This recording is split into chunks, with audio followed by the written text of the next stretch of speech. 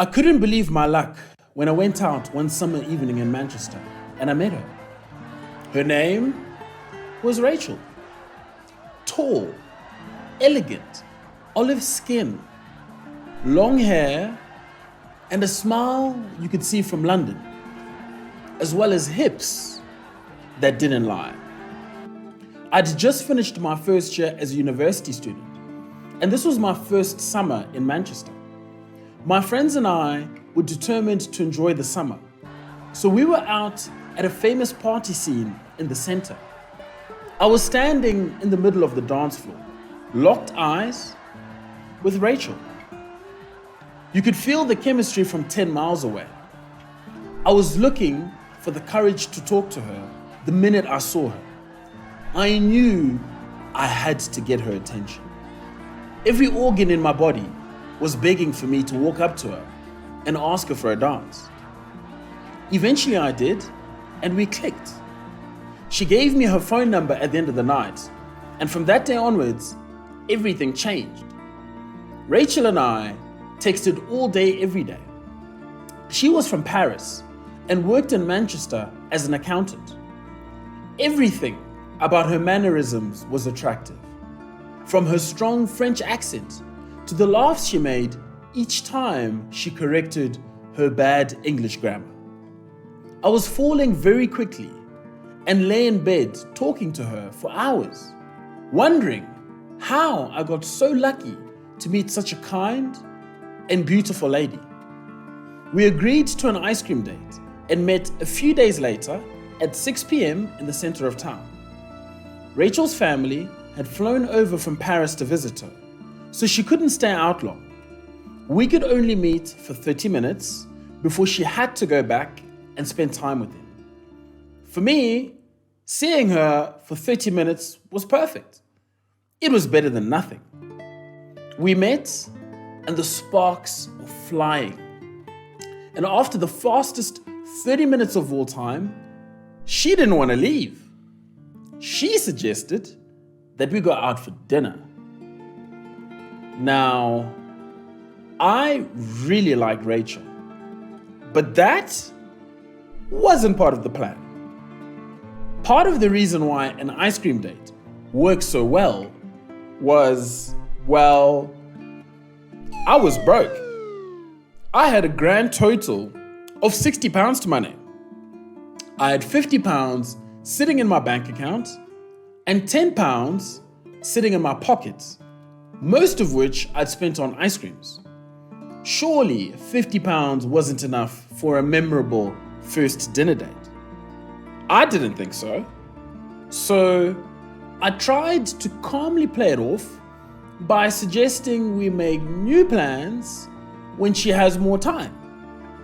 But she insisted, and I didn't want to let her down. She had a smile that could disarm an entire military, so there was just no way I could say no to her. We walked until we got to one of the fanciest parts of Manchester, Deansgate. This is a stretch mile road that runs through the centre of Manchester that has the most exclusive apartments, bars, and restaurants. Let me give you some perspective. Professional footballers live on that street, earning fortunes every week, and I have £50 to my name. Rachel found a Spanish restaurant she'd read about in the local newspaper. So we went in, got a table, and sat down. I felt super uncomfortable, and I just had to tell her that I didn't have the money for this place.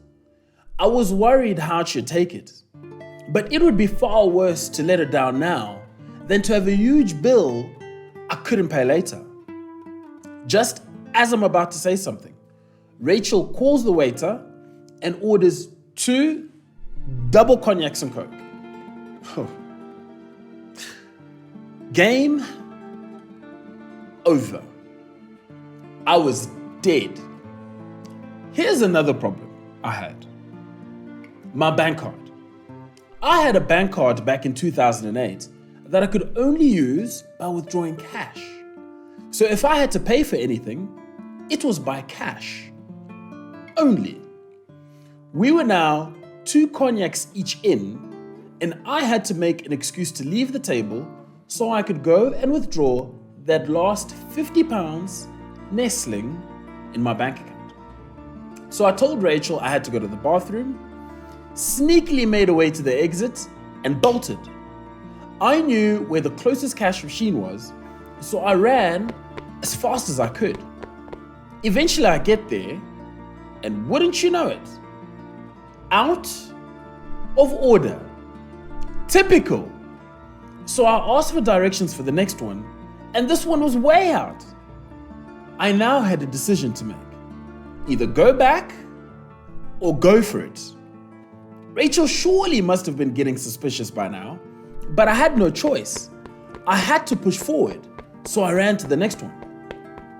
This time, I get there, and wouldn't you know it, there was a queue. Oh no. This was just terrible. I've ran all that way. I've been gone for ages. Rachel must be sitting there, sipping on a drink, wondering what is going on in that bathroom.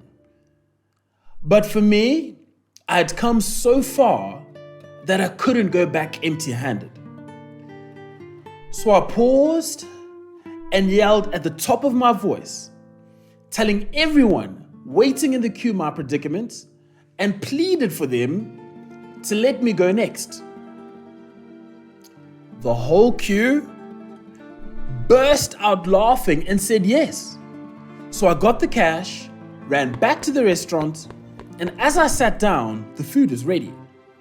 Rachel had ordered a romantic mini banquet to share, and of course, another round of double cognacs. After a glorious meal and more drinks, it was now time for me to face the music. I was very intoxicated, stressed, sweaty, and we'd just asked for the bill so we could go home. And I'll never forget it. The bill was £93 on the dot. Rachel grabs the bill straight away and says she'd pay. I was totally shocked. Huh? She was gonna pay this entire time? And I'm out here running marathons around Deansgate looking for money. Wait a second. This must be a test. Surely, any girl who's eagerly grabbing the bill so quickly must be testing me. Of course, being the gentleman I am, in an ideal world, I would have taken that receipt out of her hands, settled it myself, and passed that test with flying colors. But I was cash strapped, so I offered to pay half and parted with my last and final £50. It was the best I could do. We left the restaurant and we were looking for somewhere where we could get Rachel to get a cab. I had a gut feeling I'd blown it. Rachel was the prettiest girl in Manchester. She didn't need to be wasting her time with some dude who could barely split the bill with her. I think Rachel could sense that my mood has changed.